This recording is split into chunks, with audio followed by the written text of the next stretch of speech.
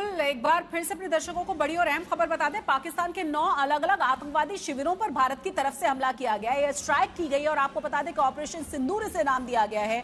9 अलग अलग ठिकानों को ध्वस्त कर दिया गया है। पाक ऑक्यूपाइड कश्मीर के भीतर जो आतंकवादी कैंप चिन्हित किए गए थे, उन आतंकवादी कैंपों पर हमला किया गया। मंजीत लगातार हमारे साथ बने हुए और आपको यह भी बता दें कि तमाम तैयारियां पहले से ही चल रही थी। जो नरसंहार पहलगाम के भीतर किया गया था, जिस तरीके से धर्म के आधार पर धर्म पूछकर लहूलुहान कर दिया गया था, जान से मौत के घाट उतार दिया गया था, उसके बाद माना जा रहा था कि भारत की तरफ से अब आतंकवाद के खिलाफ कोई बड़ा कदम जरूर उठा जाएगा। लगातार अलग अलग देशों की तरफ से भी निंदा की गई थी इसकी और भारत का समर्थन किया गया था। जिस तरह से लगातार तैयारियां चल रही थी भारत की तरफ से और जिस तरीके से पाकिस्तान की बौखलाहट और वहां के तमाम मंत्रियों, तमाम नेताओं के बड़े बड़े बयान गिदड़ भपकी वाले सामने आ रहे थे, उससे साफ पता चल रहा था कि खौफ में है पाकिस्तान।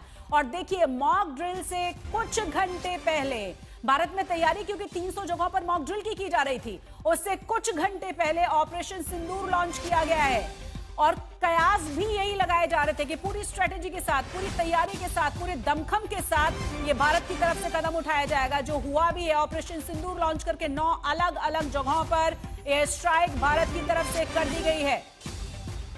आपको यह भी बता दें कि पाकिस्तान के भीतर 9 आतंकवादी शिविरों को कर दिया गया है नेस्तनाबूद, और आपको यह भी बता दें कि ऑपरेशन सिंदूर इसको नाम दिया गया है।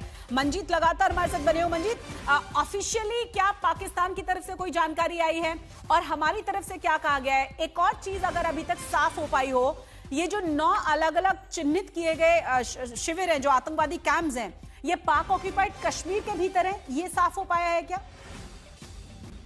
देखिए, इसमें साफ तौर पर कहा गया है कि कश्मीर, पाकिस्तान के कब्जे वाले कश्मीर में जहां से जिन इलाके से पाकिस्तान आतंकियों ने पहलगाम में आतंकी हमले को अंजाम दिया, उन्हीं इलाकों में चिन्हित किए गए 9 आतंकी शिविरों पर भारतीय सेना का ये ऑपरेशन सिंदूर लॉन्च किया गया। क्योंकि एक तरह से जब उन्होंने पहलगाम में आतंकियों ने भारतीय जो नागरिक थे उन्हें उनका धर्म पूछकर और सिर्फ उनके जो महिलाएं थी, उनके पतियों को सीधे तौर पर उन पर हमला किया था, उसी का बदला लेने के लिए इस ऑपरेशन सिंदूर नाम दिया गया। और साफ तौर पर इसमें 9 जगहों का मेंशन किया गया कि जिन पाकिस्तान के कब्जे वाले इलाकों से जो 9 अलग अलग जगहें हैं जहां से इस बात की आशंका थी कि ये आतंकी इन इलाकों से, इन आतंकी कैंपों से पाकिस्तान के कब्जे वाले कश्मीर से जम्मू कश्मीर में आए थे और इन्होंने इस घटना को अंजाम दिया। वहां पर ये भारतीय सेना का ये ऑपरेशन किया गया और इसमें साथ में ये भी कहा गया कि ये ऑपरेशन पाकिस्तान के कब्जे वाले कश्मीर में जो आतंकी हैं जिन्होंने इस घटना को अंजाम दिया, उनके खिलाफ ये ऑपरेशन है और ये इसीलिए इसको ऑपरेशन सिंदूर नाम दिया गया। साथ में भारतीय सेना ने ये भी साफ किया है कि ये ऑपरेशन पाकिस्तानी सेना के खिलाफ किसी तरह से इस ऑपरेशन में कोई कार्रवाई नहीं की गई है। ये सीधे तौर पर जो आतंकी जिम्मेदार हैं इस घटना के लिए, उनके खिलाफ ये ऑपरेशन किया गया है। कुल मिलाकर ये बहुत बड़ा तमाचा है पाकिस्तान के ऊपर और लगातार पाकिस्तान किस तरीके से आतंकवाद को शह देता रहा है, ये हम बहुत लंबे समय से देखते आ रहे हैं और झेलते आ रहे हैं। और कहा बार बार मंजीत यही जा रहा था कि इस बार जो नरसंहार किया गया है पहलगाम में, उसके बाद ये तय है कि भारत की तरफ से कोई बड़ा एक्शन लिया जाएगा। और सबसे बड़ी बात यह कि इंटरनेशनल फोरम पर भारत को लगातार समर्थन मिल रहा था, तमाम बड़े देशों का, तमाम अलग अलग देशों का। जो आपने कहा कि जिस तरीके से महिलाओं को जिंदा छोड़ दिया गया, उनके पतियों को उनके सामने गोली मारी गई, कहा गया कि अपनी सरकार को जाके बता देना, अपने प्रधानमंत्री को बता देना। और जिस तरह से लगातार मीटिंग, स्ट्रेटेजी, जिस तरीके से तमाम युद्धाभ्यास की तैयारियां और मॉक ड्रिल से ठीक पहले इस तरह का हमला। ज्यादा जानकारी के साथ हमारे साथ हमारी संवाददाता शिवानी भी जुड़ गई हैं। शिवानी, बहुत बड़ी और अहम खबर, और क्या ताजा अपडेट मिल पा रही है इसके बारे में?